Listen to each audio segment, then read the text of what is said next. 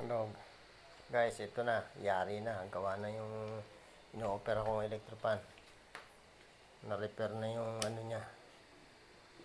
Yung sira. Tatagal pa to. Siguro 30 years pa abutin ito. May anak na yung anak ko. Buhay pa to. Nagana pa. Wala, original na ito, standard, matagal na yan. Re-repair ko lang. Pagka may alam ka sa electronics, sa electrical, nagawa mo. Kung gusto nyong matuto, demo ko kayo paano pag-repair niyan. Inipat ako na, nagagawa iba ng paraan.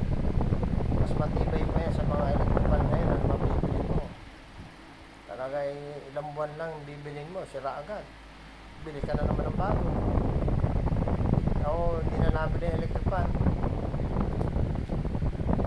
I-repair lang. Pagka may nagpapa-repair, puro na re-repair ko yung mga ano na talaga. Talagang mga madadali masira. Mga China.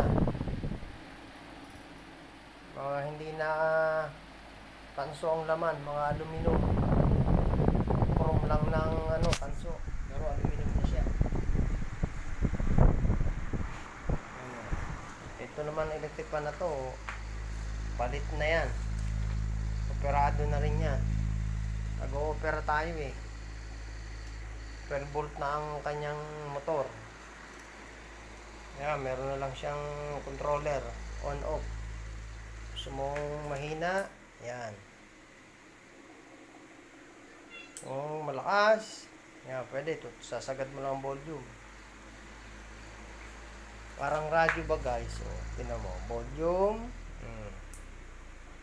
On mo. Di ba?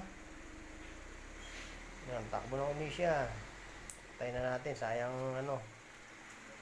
Sayang kuryente. Walang araw, hindi natin magamit ng solar. Maubos ang load ng battery. Okay guys, hanggang dito na lang. Follow and share and subscribe na lang. Maraming salamat sa inyo. God bless.